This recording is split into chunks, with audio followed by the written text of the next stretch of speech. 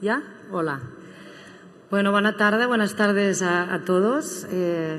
La verdad es que lo que está pasando en Barcelona probablemente nos esté afectando, pero espero que solo físicamente y no moralmente, con lo cual esperemos que esta sesión de hoy nos haga subir a todos la moral, ¿no? Y mirar hacia este futuro que seguro que va a ser, después de esta sesión, mucho más prometedor de lo que ahora nos imaginamos.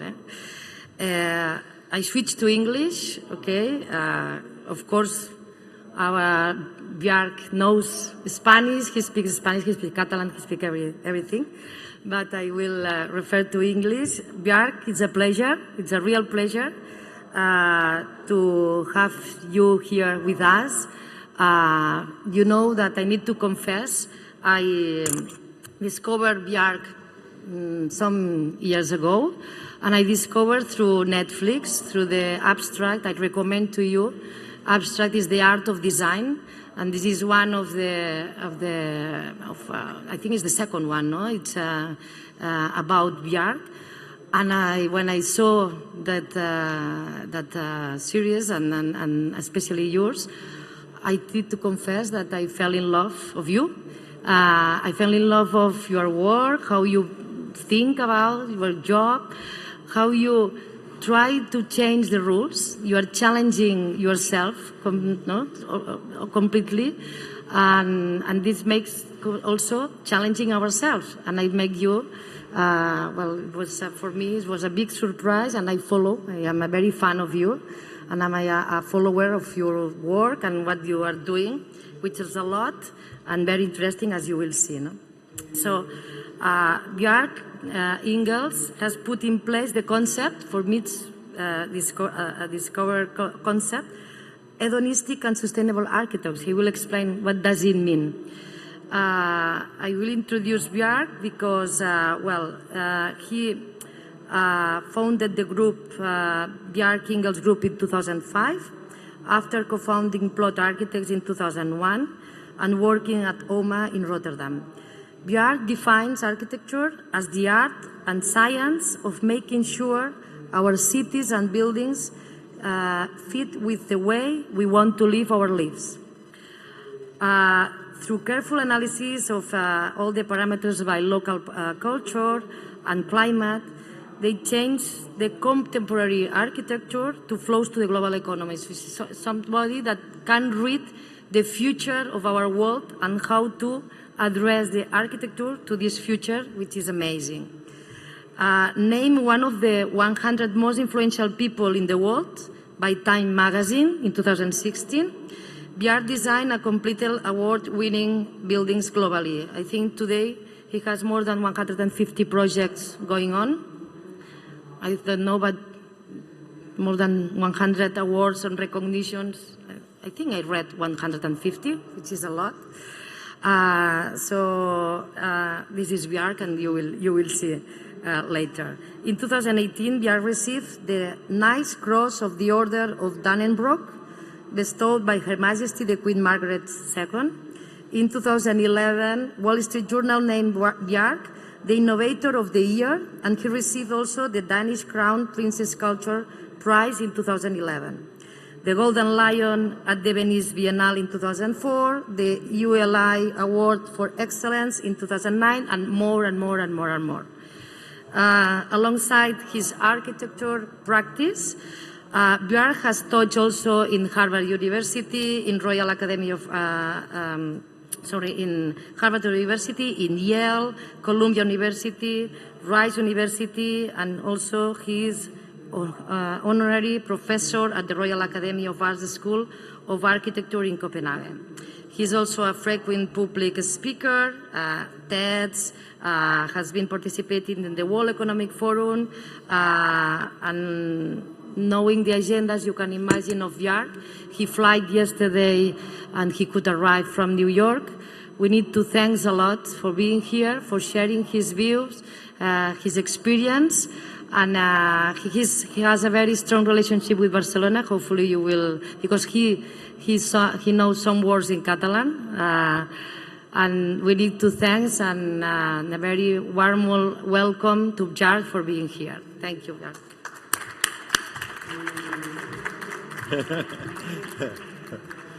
Moltes meses. Yeah, it's a great pleasure to be here in Barcelona.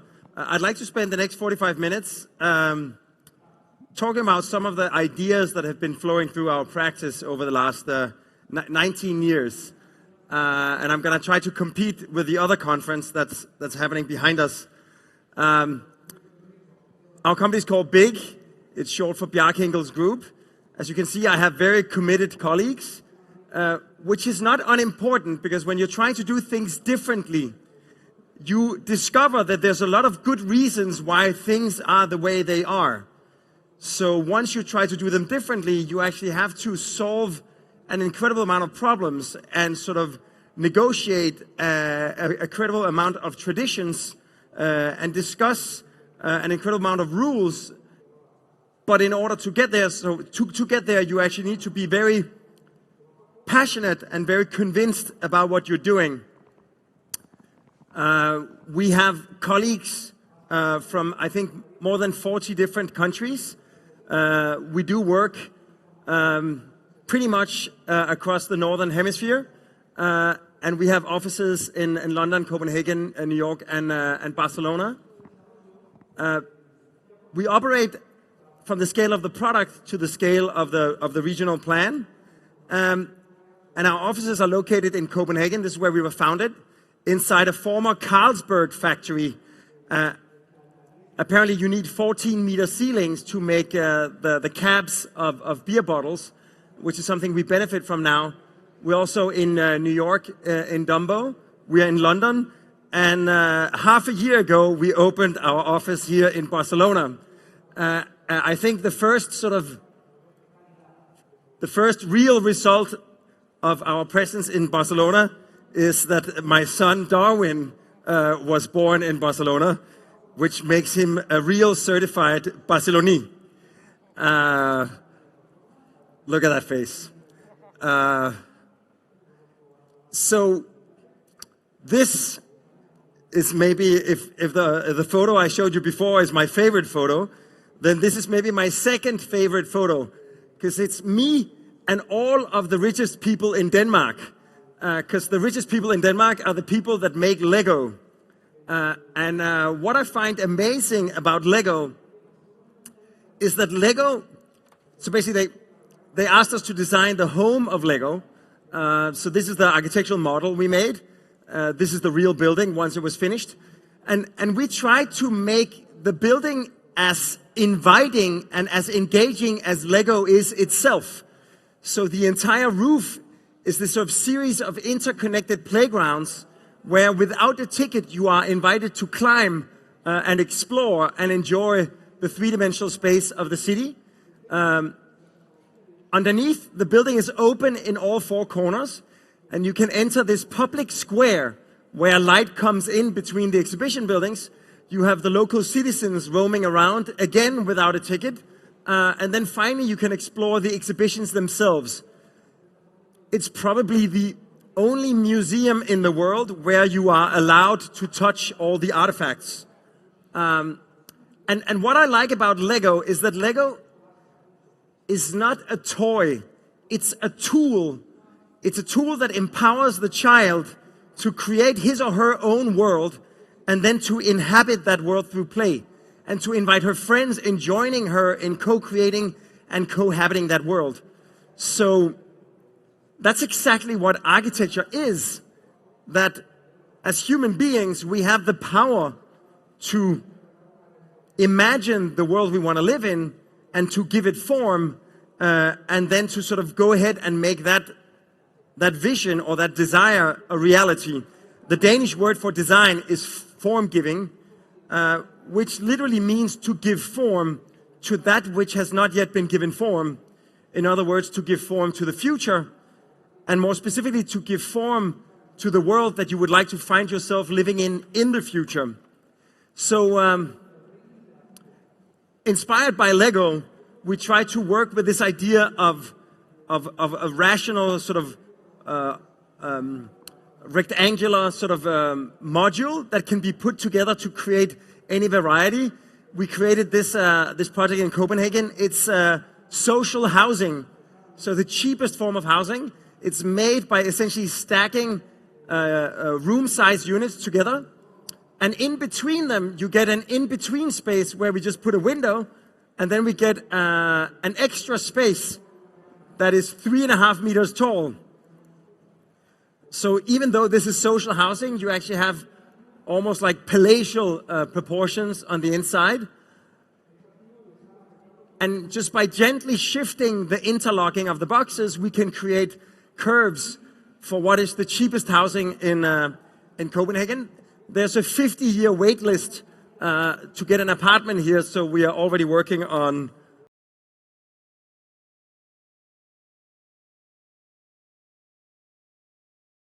it called Urban Rigor. It's essentially creating student homes using decommissioned containers. 9 containers stacked in Poland, dragged across the Baltic Sea, entered into Copenhagen port, where you have 12 students living there. They have amazing views over the port of Copenhagen. They can jump out into the water, enjoy the clean water of Copenhagen. They can come back inside on dry land. One container has photovoltaics on the roof. They power a heat pump in the pontoon that keeps the containers floating.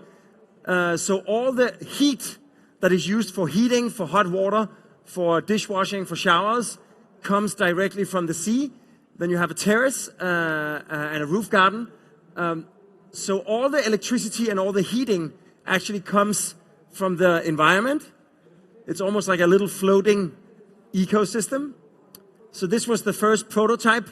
The next 6 have arrived. So now it's a small neighborhood in Copenhagen. And we're bringing this idea to Gothenburg in Sweden, and hopefully many other places that have universities.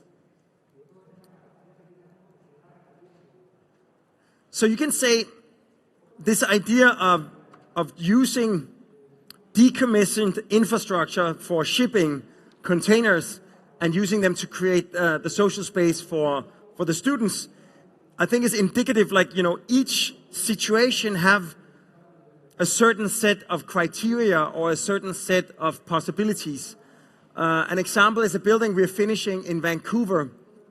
It's basically located where Granville Bridge touches downtown.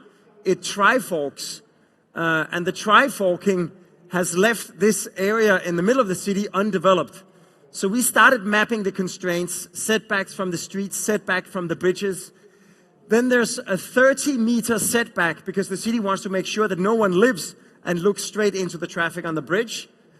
Then there's a park where we're not supposed to cast any shadows. And finally, we're left with a tiny footprint, only 600 square meters, almost too small for a tower. So we thought, if the 30-meter distance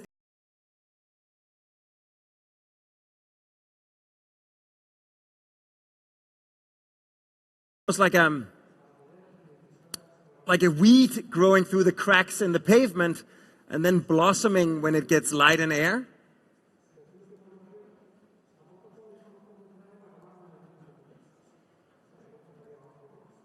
Underneath the bridge, we're turning the underside of the bridge, we're trying to turn it into sort of an asset. So we're working with Rodney Graham and a handful of Vancouver artists to turn the underside of the bridge into what we've called the Sistine Chapel of street art, almost like an art museum turned upside down, but also turning the negative impact of the bridge into a positive. So on one hand, the tower almost looks like this kind of surreal, crazy dream, but it's actually a very responsive reaction to the conditions of the site that gave birth to it. So if a bridge can become an art museum upside down, maybe an art museum can also serve as a bridge. Like 9 years ago, we did a competition for a art museum in a sculpture park in Norway. And we were allowed to place the museum anywhere we wanted. And we suggested, let's make the museum the bridge so the journey through the sculpture park becomes a continuous journey. The bridge basically spans from one side of the river to the other.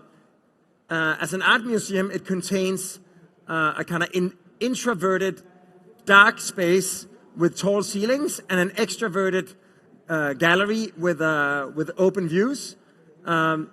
Connecting those two spaces is this kind of twist. So basically you see the introverted gallery that becomes an extroverted gallery, a vertical space becoming a horizontal space. So these are sort of the architectural drawings, this kind of transition from one to the other. As you move through, this kind of very rational rectangular pavilion turns 90 degrees and becomes the kind of vertical gallery. The structure, of course, is this kind of simple sort of space frame, like walking inside the girder. But in our imagination, we have always thought of the building as this kind of smooth object. So we came up with the idea of how could we control this complex geometry?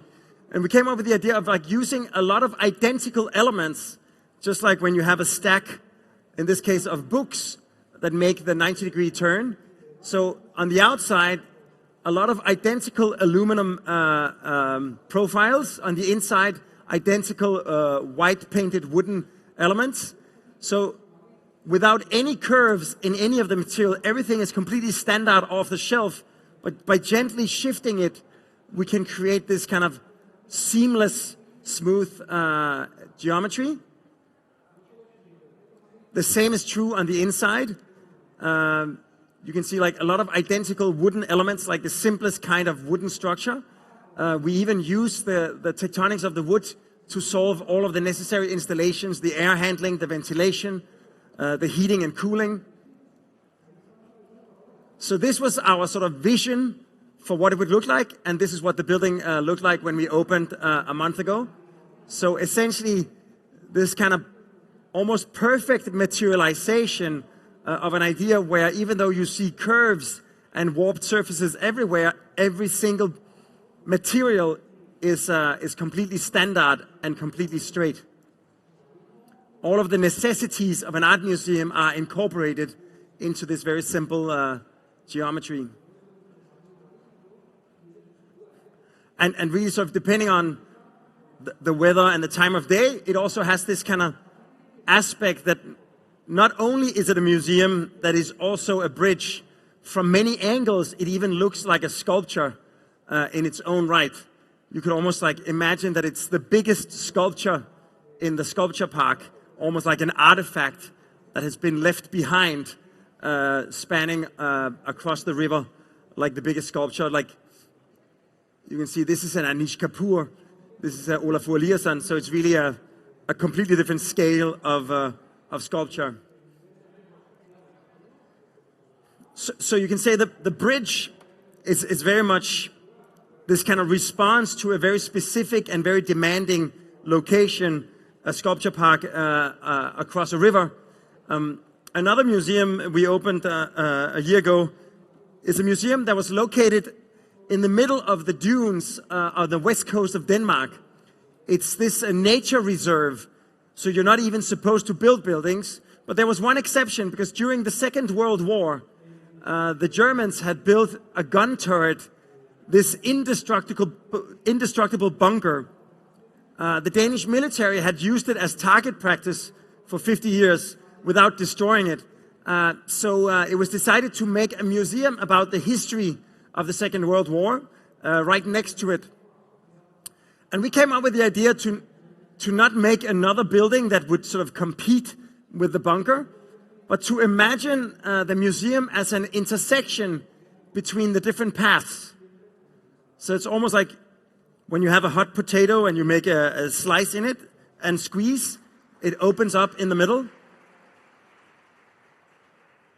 So as you sort of approach from a distance, you find yourself invited to explore the space between the dunes.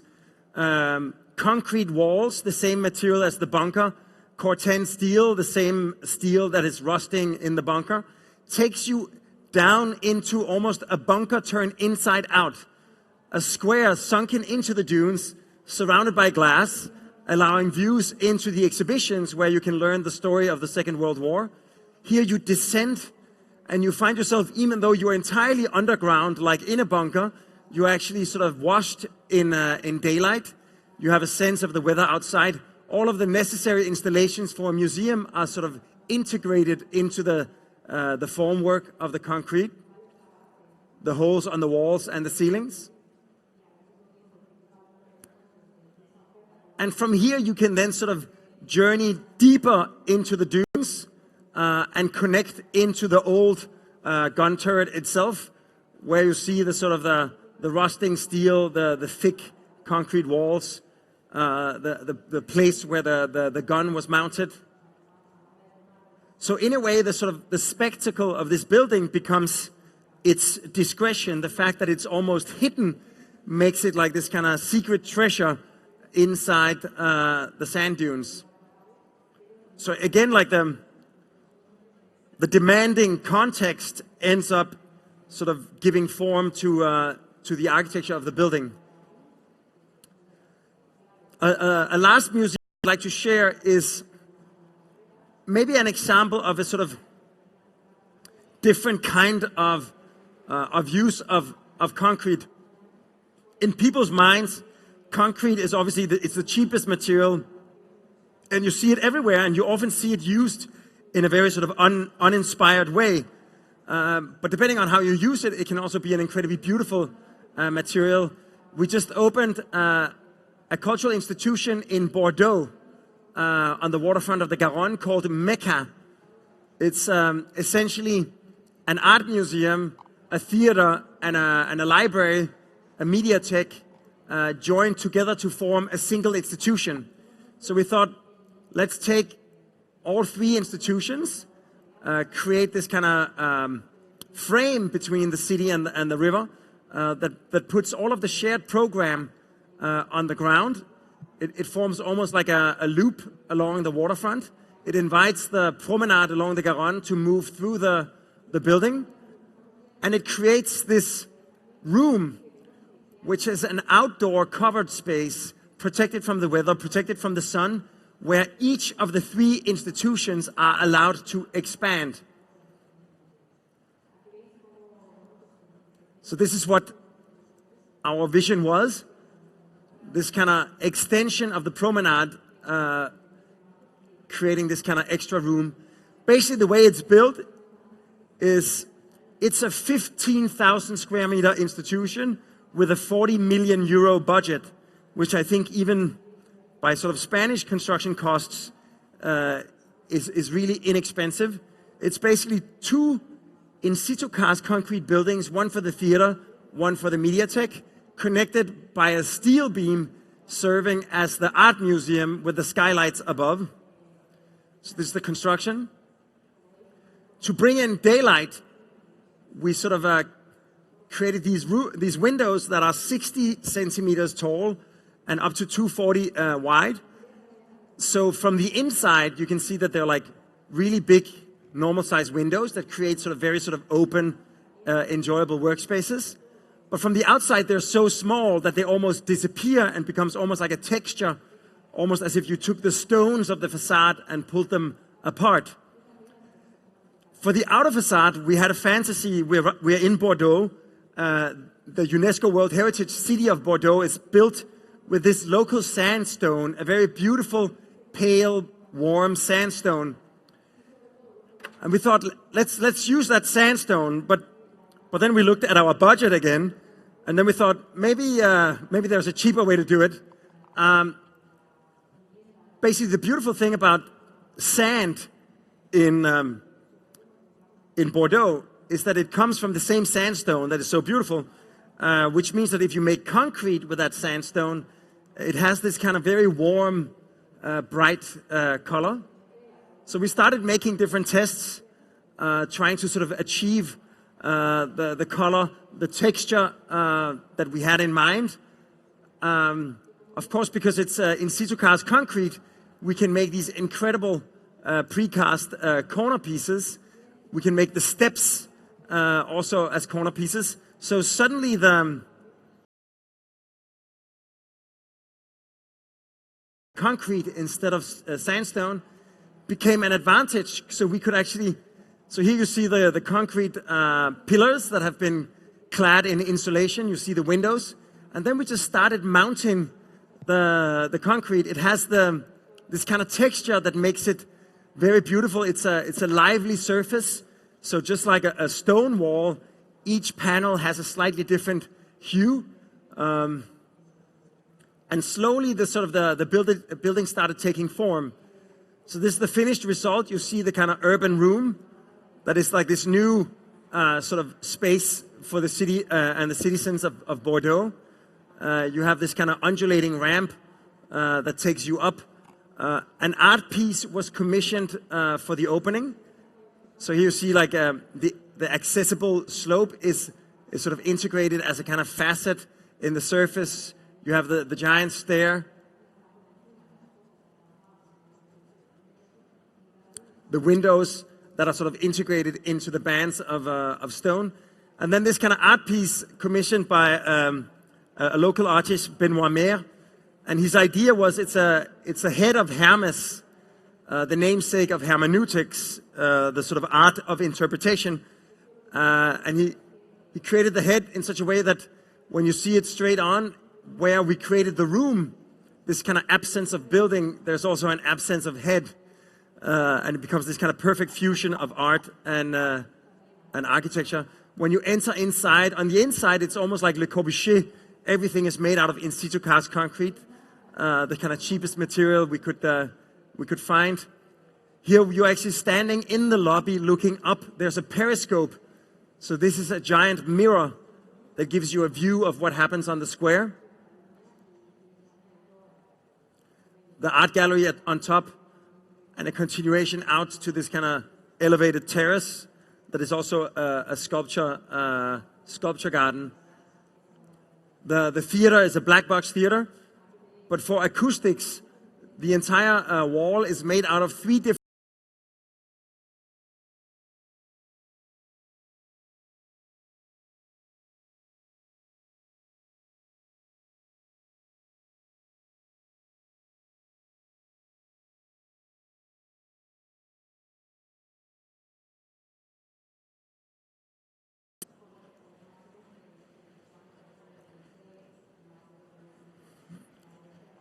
Another thing that has been occupying us quite a bit over the last 6 years is trying to sort of think of the future of work. And we've been doing that in collaboration with Google. I think one of the best collaborators you can imagine to think about the future of work. And we've designed a series of buildings for their headquarters. And basically when we started working with them, we looked at the organization architecture of Google. Each Googler belongs to a studio of 4 people. Studios become teams of up to 25 people. Teams become neighborhoods.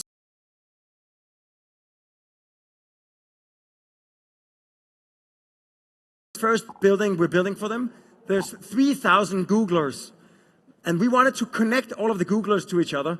Often you have a lot of support functions, labs, meeting rooms, auditoria, snack kitchens, technical spaces that somehow clutter the floor plan and interrupt visual and physical connectivity.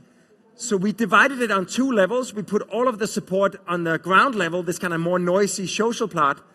And then we organized all of the workspace in groups of 150, like the scale of a neighborhood. These platforms collide, so you can walk from one platform to the other, but each platform is also elevated the height of a desk from the platform next to it. So even when you're sitting in the middle, you can look out and see the windows. Then between the platforms, you have the courtyards where you have the connections up and down. And then everything is covered by a gigantic canopy. So this is the building as it looks like. Basically, the idea is that, of course, we're working for engineers and they like principles. So the idea from Larry Page was that he wanted to exploit every photon that hits the building. So the big canopy has these smiles that are proportioned to let in the perfect amount of daylight. The rest of the daylight hits the roof surface, which is, it looks like a shingled roof. but it's actually made out of photovoltaics. Big sheets of photovoltaics. It's a special project from Switzerland. You can see the surface is not like normal glass. It has a texture, so it's less reflective. It absorbs 30% more light, produces 30% more power. And then we use it as shingles, like scales. So here you see the construction site where you see the smiles, the clear story windows, these kind of gently curving sheets of photovoltaics. Inside, the canopy reaches out to create a shaded outdoor space. Inside, you have the more noisy, the more social activities on the lower levels with meetings and cafes and the kind of little courtyards that then give you access to the spaces above. The sort of catenary curve is because it's the materially most efficient way to make a span. By sagging the beams, you spend less steel to make large spans. And the idea is that each platform can have its own small-scale architecture, human-scale architecture, creating this kind of continuous collaborative environment. This is what the construction site looks like. I think it's going to be an incredible work environment. You have to imagine that normally when you go to a headquarter building, you have an impressive lobby, but then everybody's sitting in the kind of same generic space. Here, all the Googlers are going to be sitting in this kind of cathedral of collaboration. Then Google asked us to take the same ideas, the same principles, and apply them to downtown London, where we're doing the headquarters at King's Cross. So it's this very difficult site. It's 60 meters wide in one end, 20 meters wide in the other end. It slopes down. As an idea of scale, it's basically the Shard turned upside down or on its side, a 300-meter long building. And we sort of came up with this idea of in a way, taking the same principles, because like the big challenge was, how do you make a 60-meter deep floor plate that has good daylight? Daylight penetrates a floor plate as a proportion of the height of the ceiling. So we got the idea to make triple height floor plates, then take all the meeting rooms and the support functions and hang them from the ceiling, so we can actually have a 60-meter deep floor plate with perfect daylight for all the workspaces. So this is the section. Here you see the meeting rooms, like this kind of laminated veneer lumber, light structure hung from the heavy structure of the ceiling.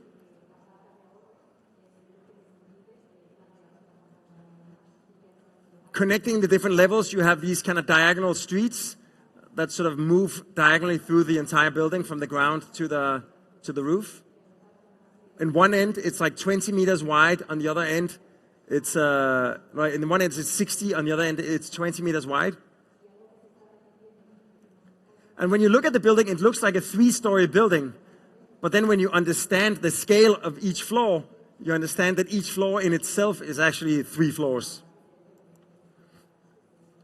And of course, this kind of social space for the Googlers and all the amenities in a kind of rooftop park overlooking the city of London.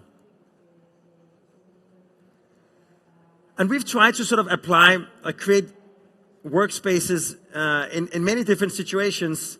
Typically, they are more vertical than in California or in London. We designed the headquarters for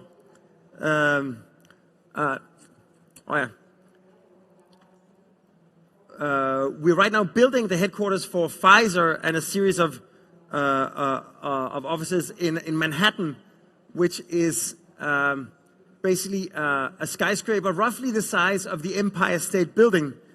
And typically, you can see in Manhattan, you have something called the 1916 setback zoning law, which is why the buildings step back as they get taller. So we follow the same law, but instead of putting the setbacks on the same level, we shift it so that each floor has a setback.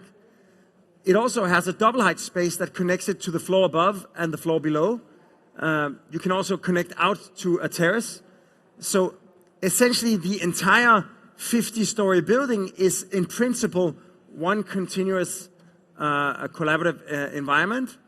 It also gives the building its kind of character and its name, the spiral.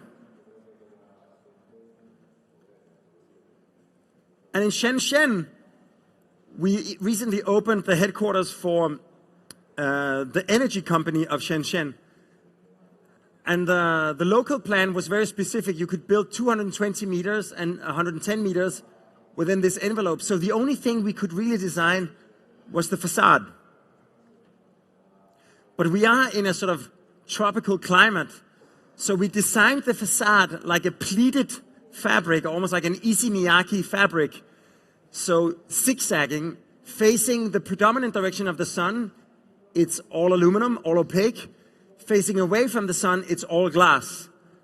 And within this logic, we can make larger openings for larger meeting rooms, for entrances. As you look across the facade, it goes from opaque to transparent. And this idea alone reduces the energy consumption with 30% because you have less thermal exposure, less glare, less air conditioning. So in a way, what makes this building look elegant is also what makes it perform elegantly. You can almost call it aesthetic sustainability. Another form of sustainability is something that we fell upon and that Carmina was mentioning, that our first building project 18 years ago was the Copenhagen Harbor Bath, essentially a project that extends the life of the city into the water. It made us realize that because of the investment into the environment in Copenhagen, the Copenhagen port had become so clean you could swim in it, which makes you understand that a clean port is not only good for the fish, it's also amazing for the citizens that live in the city, because you can actually, you can jump in the port in the middle of the city. You don't have to drive for hours to get to the beach. You can swim in the middle of the harbor. We took that sort of idea to a whole neighborhood in Aarhus, which is maybe the Barcelona of Denmark, if you like. Our client had already made some tests on this island in the port, just putting some sand there and seeing that with almost no architecture, you could create an incredible amount of life. So we thought, why don't we take all of the functions that create life and we realize them in phase one? And then in a way, the choices we make to create life end up influencing the choices we have to make to create buildings. So typically you have a promenade along the waterfront. We say, why does it have to be so straight? Why don't we actually go in on land, go out into the water, back on land, out in the water? So we create a harbor bath, we create a beach, we create a theater for children, a series of like small sort of event houses, a series of small restaurants and cafes and bars. And then all the buildings somehow have to adapt to the decisions we made for the public space. First, we did the harbor bath. These are the sketches. The idea the promenade actually goes around the harbor bath, so you can enjoy being in the middle of the water and look back at the city. It opened last year as the first aspect of the project. So you have the different pools, the diving pool, and you look back at phase one, which then became the homes, the apartments. You see this kind of village of smaller sort of pavilions and restaurants. You see this kind of theater, children's theater. And then basically the apartments is this kind of series of houses with terraces. On the ground floor, the courtyard is elevated for parking. So we have the parking above the water. Then we have these kind of live-work units for artists, small shops, little galleries, activating the entire ground floor. These are small bathhouses where people can actually own one of these. They can use it as a summer house, but they have to make 10 events every year. So you see the kind of courtyard elevated overlooking the port. And these actually became even though there's still 4 more projects coming, so people will be living in a way in a neighborhood that is a construction site. Because the entire south-facing waterfront has already been activated, this became the most expensive apartments ever sold in Aarhus, and the neighborhood is really alive. On the other end, we're making a hotel and conference center where we've created this kind of campanile, or like this kind of ziggurat, where you can walk as an extension of the public realm up to a beer garden on the 6th floor and continue all the way up to the peak as a kind of lookout. And as the last project we're doing in the master plan is this tower that we call the campanile. It's essentially a freestanding tower. And when we sort of designed the tower, on the ground floor it matches the local plan. On the top floor it's oriented to face south, north, east and west. It looked a little bit like Big Ben. And we couldn't resist, so we redesigned the top apartments, or the windows, created these like 4 triangular windows, so that you actually have the possibility to live inside the clock. It's almost like, if you remember Peter Pan, the Disney cartoon, you can actually live inside that experience in a brand new neighborhood. And of course, this is a very silly idea, but somehow also serious, because I think there's a tendency that the things we love from the past, the reason we love old historical buildings is because they come with towers and stories and exceptions. And I think I'm quite excited to imagine that this is the master plan. The last 2 buildings, we gave them to a local office in Aarhus, like a young, very talented office. But essentially, this is a brand new development made in rational, modernistic Denmark. And it has this kind of aspiration and sense of adventure that you only know from historical neighborhoods. That brings me to the last 3 projects that I'd like to share that somehow are in this kind of slightly larger scale, looking at not just an individual building, but how you can actually use the need for maybe one building or development to create an entire new neighborhood. We got invited by the Oakland A's to look at making their new stadium. It's a baseball team in Oakland. And this is what stadia, this is their current stadium. This is what they normally look like. In this case, it's a basketball arena and a baseball park. In a sea of parking, this kind of antithesis of urbanity and city life. So we thought, what if we could actually use the ballpark to create a sort of a lively urban neighborhood? And what if we could bring the feeling of the idea to say that baseball really started as a sport in the urban parks, and then at some point someone built a fence around it and started taking an entry fee. So we thought, what if we actually create the ballpark like a park in the middle of the city? So we designed the city around it. So we elevated the concourse so it becomes a street. So it becomes the street where you go on normal days, and then when there's a game, you shut it off and make it part of the arena. We also lower the arena to open towards the water, the views of the mountains, the views of San Francisco. So this is the ballpark. You want it to face east for the wind and for the light. The entire sort of master plan of Oakland is bent or warped to wrap around the ballpark.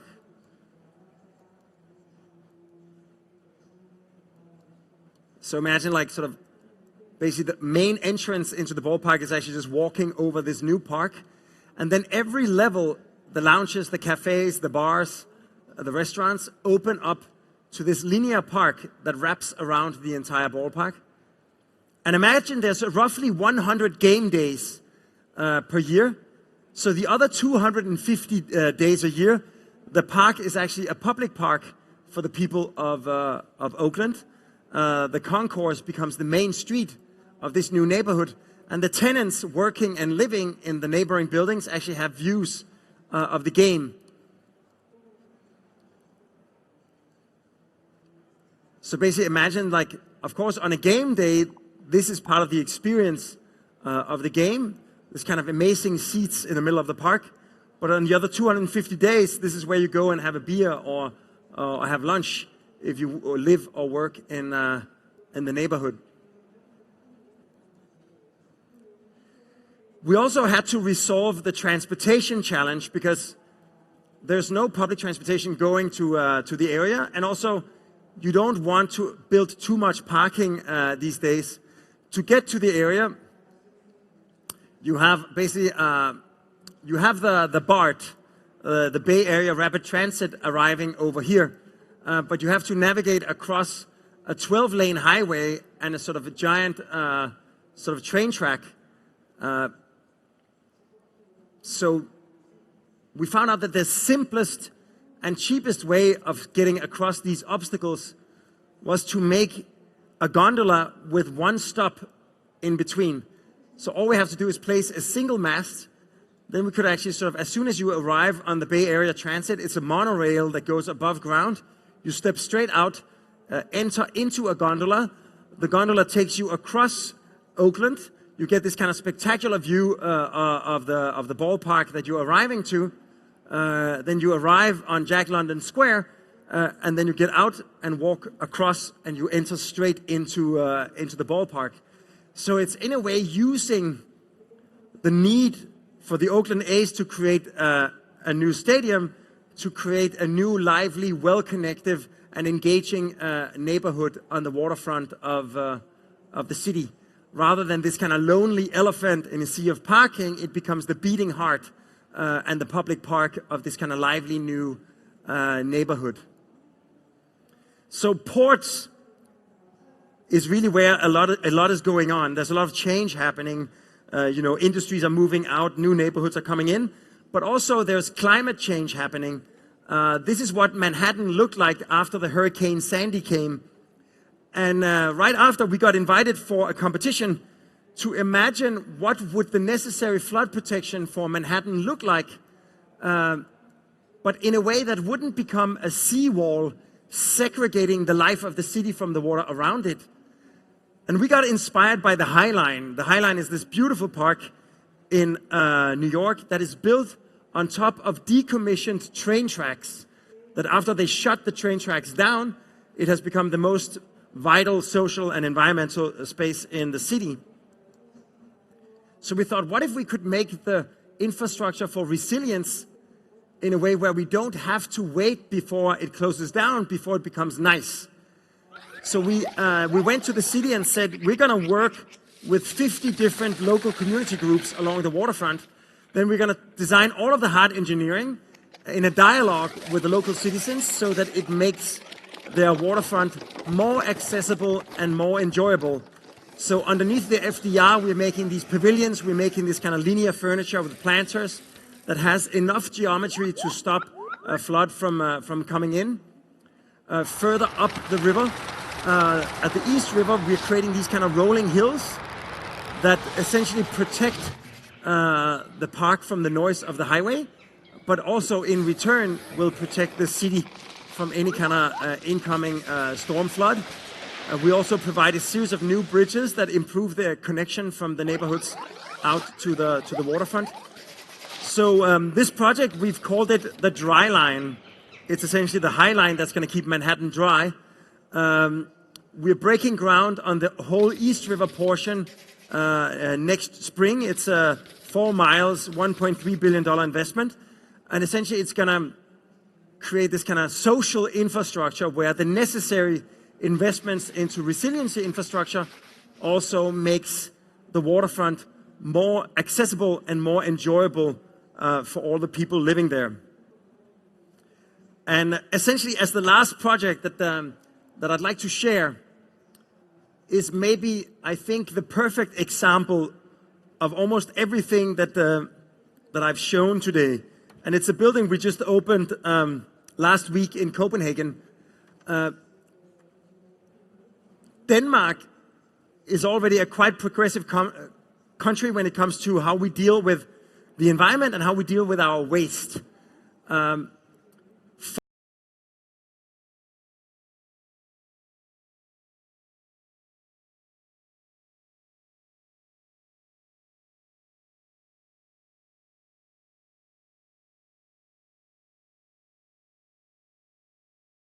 Waste bin under your kitchen sink is 3 kilos. It gives you 4 hours of domestic electricity and 5 hours of heating. So we can, in a way, become our own energy source. If you take 1 ton of non-recyclable waste, it equals 1 2/3 of an oil barrel. So it's an incredible resource. It operates at an economy of scale, so they tend to be big, ugly boxes that cast shadows on the neighbors and block the views. So this power plant is located in what is soon going to be the middle of Copenhagen. This is basically where the Queen lives. This is the opera. This is where I live.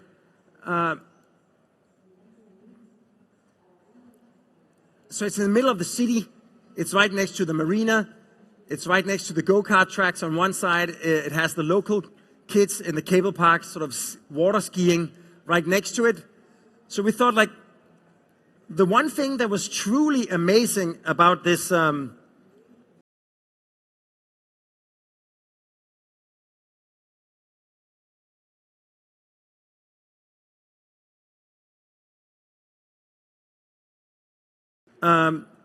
but of course this is invisible.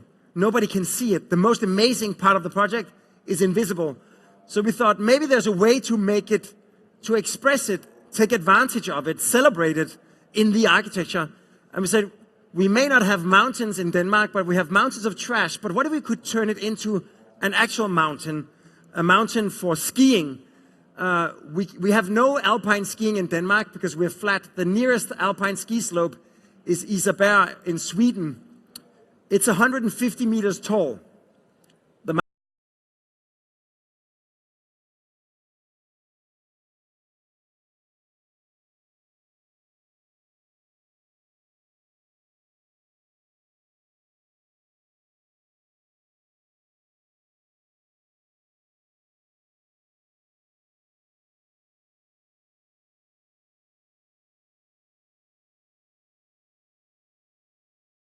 Scenery inside was already stepping in height from where the waste goes in to where the scrubbers and the filters are until you let the steam out.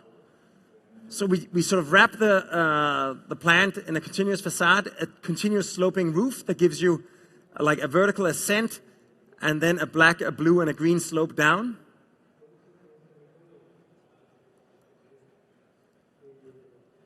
The facade is made of giant folded aluminum bricks that are 3 by 1 meter big. Between them, you have daylight coming in, you have the necessary ventilation, a lot of vents. You have these fiberglass elements that can pop out if there's overpressure inside the plant. They can pop out, release the steam so the plant doesn't explode. When you go closer, you can see that they're actually planters where in the spring we're going to plant plants. It literally just opened 2 weeks ago in the fall. So next year, everything is going to be more green, including the facade. It also has the tallest climbing wall in the world, 100 meters of extreme alpine danger.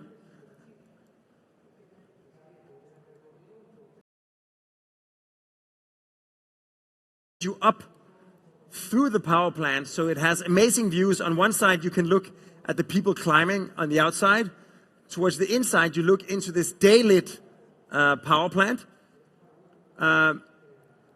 We couldn't spend any money here, but we were allowed to specify the color of all of the equipment. So everything that is aluminum or steel or zinc is already metal. And then everything else is either silver colored or the closest shade of gray we could find. So as a result, you end up having this like almost like it looks like inside of the Death Star. It has this kind of sci-fi feeling. And you see the administration is in the east-facing part of the facade, looking on one hand out over the city of Copenhagen, on the other hand in towards the power plant. Here you see the climbing wall almost complete. And of course, at night, you have this kind of X-ray. The energy inside this kind of man-made mountain is revealing itself to the outside. And then maybe the most interesting facade, which is the fifth facade, the park on the roof. It has, of course, the program of a ski slope. It has a hiking path, jogging path, mountain biking. But also it's designed as a habitat.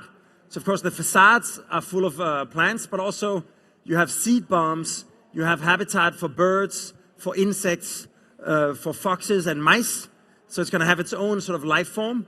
It's designed for all of the seasons, for the fall, for the spring, for the summer, for the winter. It has 200 trees on top of it. It has only local species, so it's very maintenance free. It really feels like wild alpine nature if we had such a thing in Denmark. Here you see the hiking path. So it's made out of kind of very raw concrete. The total budget for the entire sort of ski park, including the lift system and all of the landscaping, was 10 million euros. So it's almost no money at all. So on the seasons, it's going to have like these kind of varying expressions. And here you see the main ski slope.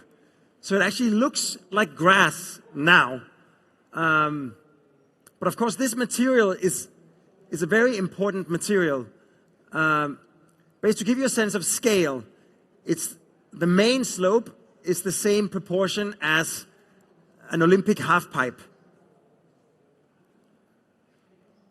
Here you see the lifts coming in. This is when I really realized we were doing something insane, that we actually designed a building with a ski lift on the roof.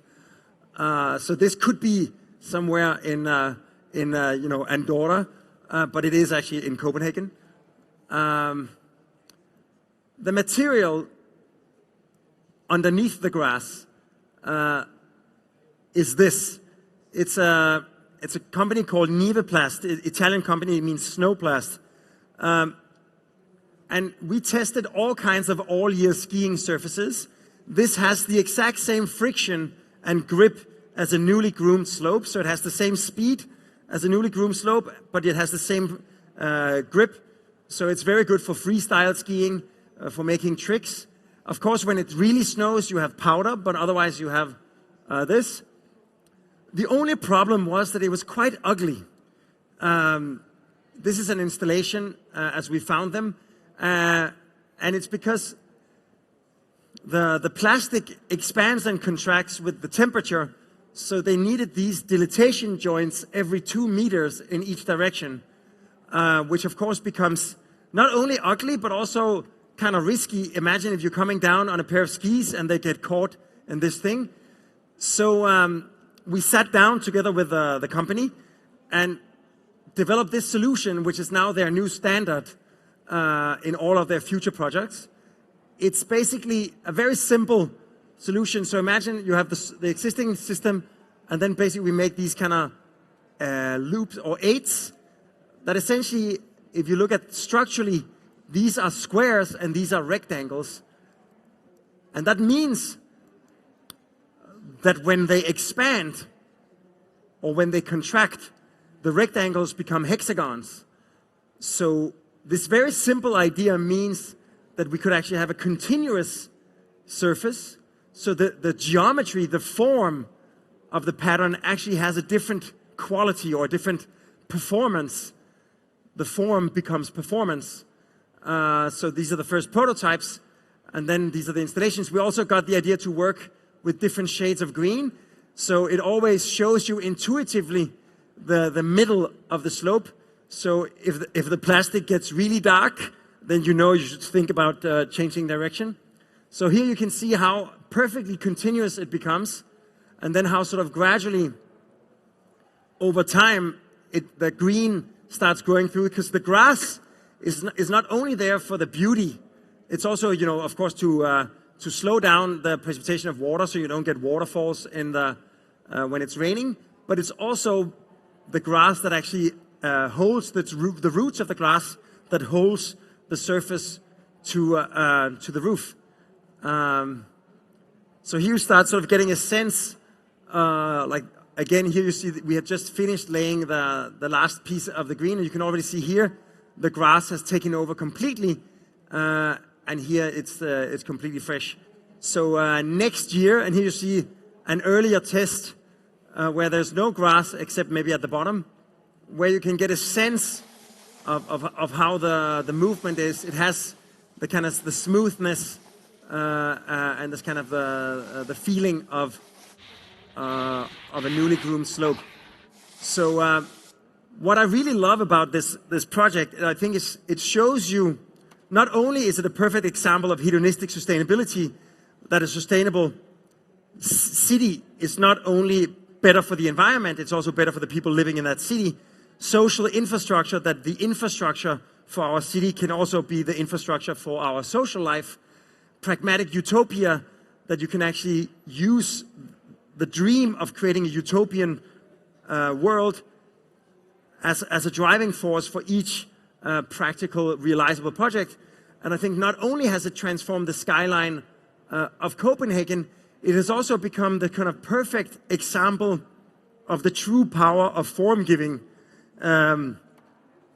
My son Darwin, that I showed you, he's going to turn 1 next month. So he will never remember that there was a time when you could not ski on the roof of the power plant in Copenhagen and when you could not climb the facade. So for him and his entire generation, that's going to be their starting point. They're going to take that for granted. So when they come with crazy ideas, when they make sort of wild leaps towards their future, they're going to start standing on the peak of a waste-to-energy power plant that is so clean that its roof has become an alpine ski park. So I think on that notion, the power of form giving is that we actually have this incredible ability as human beings to respond to changing conditions, to changing problems and changing possibilities, and we have this amazing power to give form to the future. And I think the best way to see that, if you turn up the volume, I'll just show you this little film that Jesper Schäder did. He's a young Swedish kid who is the best freestyle skier in the world.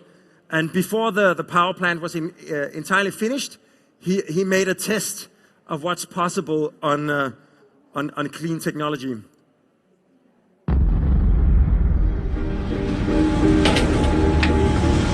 When you combine stuff, that's most of the time the future. No way.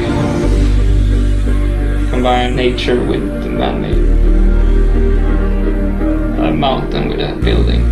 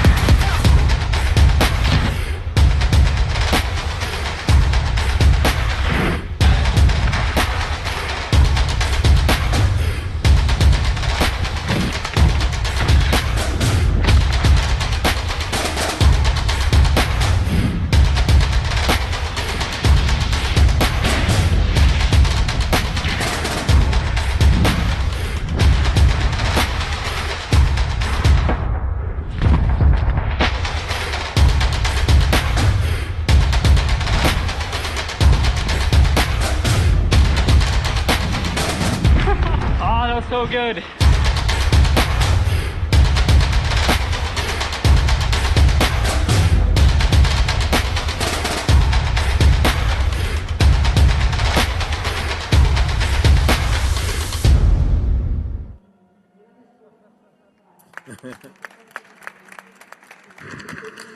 Thank you, Björk. Thank you, very inspirational. I think we don't have time for questions because we are a bit delayed. But I prepared some questions, very quick questions. I think you see and you realize that Bjark is moving between the utopic ideas, pragmatical ideas, sustainable ideas, so you're able to change the world. Hopefully we can see very soon your ideas in place. But I prepared some big, quick questions. I don't know if you have any questions for Bjark, but in only one word, Bjark, because Yes. we don't have time. So Yes. only one word for the answer. What is your source of inspiration? I think life. The longer version is that I think life is already interesting enough. And I think if you look and you listen, you will notice things that once you dive into them actually hold incredible possibilities. And then I would say maybe the second one is change. The world is always changing. And when it's changing, the answers of yesterday no longer fit. What we created for the life of yesterday no longer fits. And it creates this kind of crack. And those cracks hold possibilities for giving form to a new future. Okay. So practically, what was your favorite architect? Or what is? Gaudi, of course. Of course. Okay. How will be the house of the future? Well, actually, the truth is, I started studying architecture without having any idea about architecture. I only knew Jørgen Utzon, and he's a hero in Denmark, the architect of the City Opera. So then, week one in my studies, the department that I'm enrolled in at the Art Academy goes for 1 week to Barcelona. And I'd never been to Spain before. This was in 1993. And I was so impressed with Barcelona. And of course, the first thing we saw that we really fell in love with was, of course, Gaudi and Miralles. Yeah. And then I came back after 1 week, and then the first job was to make a pavilion in a park out of wood. And I spent the next 4 months trying to bend pieces of wood in a kind of water boiler because I wanted it to look like Miralles and Gaudi. So it kind of sent me off on a completely different path. Okay, so thanks, Gaudi and Miralles. Very quick, how will be the house of the future in one word? The house of the future. I think the answer to that question is many different answers. Because I think one thing is that it used to be this kind of modernist idea that there was like a standard family type. There was a standard work environment. There was and I think what you see in the workspace and in the living space is an increasing diversification of the offering. So Okay. What is the limit of the architecture? Sorry? The limit of the architecture. The time and the budget. Okay. But I think it's very important for architecture that it is a constrained art form. That it's not the sky's the limit.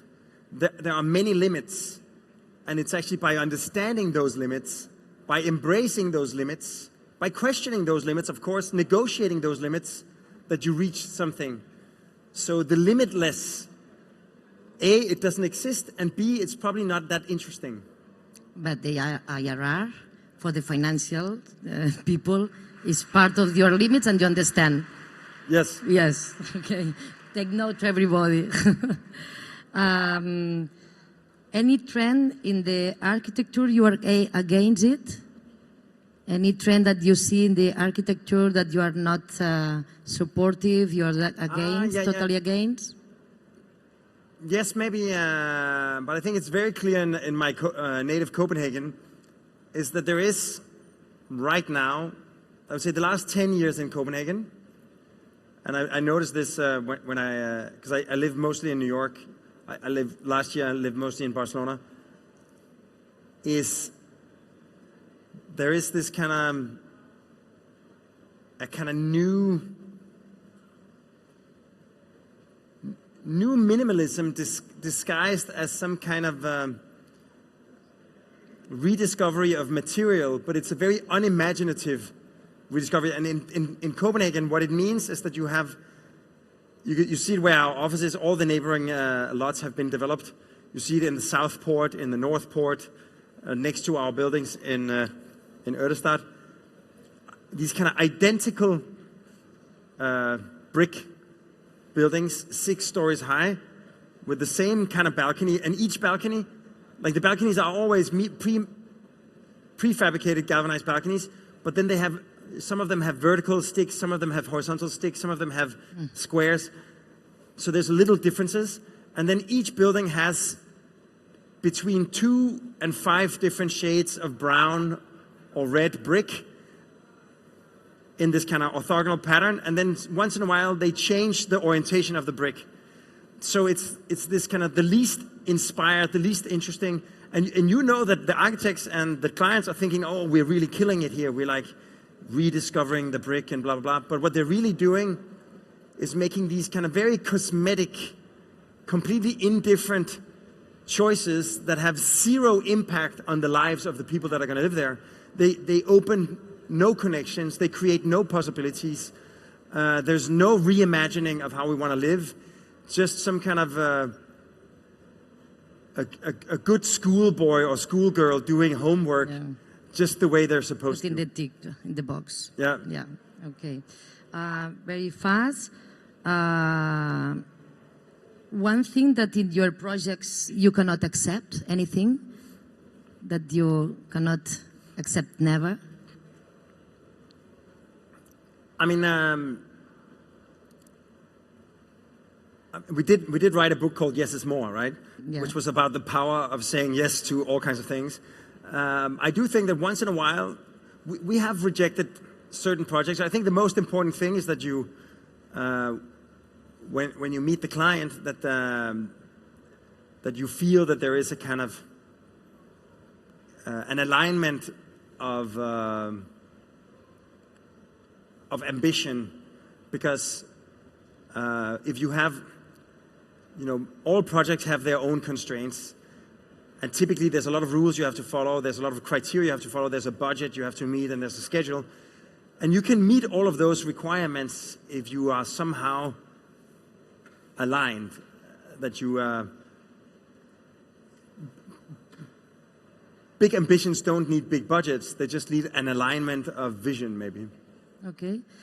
One thing that in your projects, anything that you cannot dispense with? So you need that? No, I think maybe that's, I don't know how many more questions you have, but it's a good one to end on, I think. It's because we looked at this kind of... only one more. That's very good. Okay. So when we did an exhibition that's up in Copenhagen. So if anyone is coming to Copenhagen, we have an exhibition at the Danish Architecture Center, which I really recommend seeing. It's called FORMGIVIng. And we looked at all of our work, and we came to the conclusion that what unites all the projects we've done is that in one way or the other, they give a gift to the future or gift to the world. That they do something that no one asked for, but once it was offered, it became an indispensable part of that project. So the museum that became a bridge over the river, or the power plant that became an alpine ski park. So, each project, the art museum in France that became a shaded outdoor room on the waterfront for the city of Bordeaux. So each project cannot just answer the program or the requirements of the city or the client or the users. It has to go above and beyond the expectations and offer the world a gift that it would have not been given if it hadn't been for the form givers. Okay. And the last one, Bjark, what is your dream? I have many dreams, but specifically we are right now working on 2 projects, and let's say a third. But basically we're looking at creating a permanent commercial lunar base, which I think is within the next 5 to 10 years, like the length of a normal project. Let's give it 10 years. There will be a commercial base on the moon. It's going to be funded by science and satellite arrays, because the moon is always facing the same side towards the Earth. So it's a great place to have multiple satellite arrays to monitor Earth. It's also a great place to look out into the universe, so you can fund it commercially. Once you have it, of course, it opens up for people going there for mining, people going there for tourism, people going there for other kinds of science. And I think it's definitely in our lifetime extraterrestrial architecture. So I think moon first and then Mars.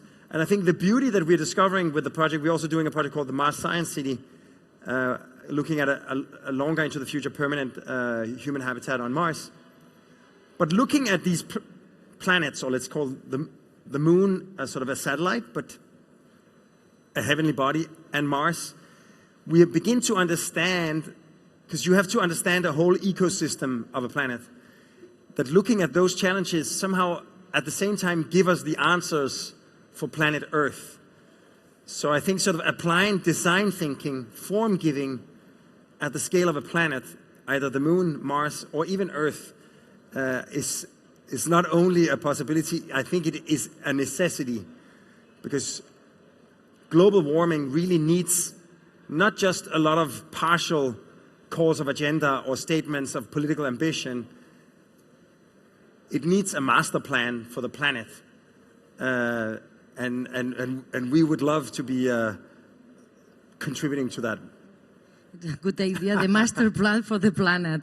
Hopefully we can share and experience this dream, your dream, and hopefully we can see here in Barcelona part of your dreams in place, in reality here. So thank you, Bjarke. Thank you for traveling and coming from New York to Barcelona to share your thoughts and your projects, and hopefully we see you soon. Thank you very much. Pleasure.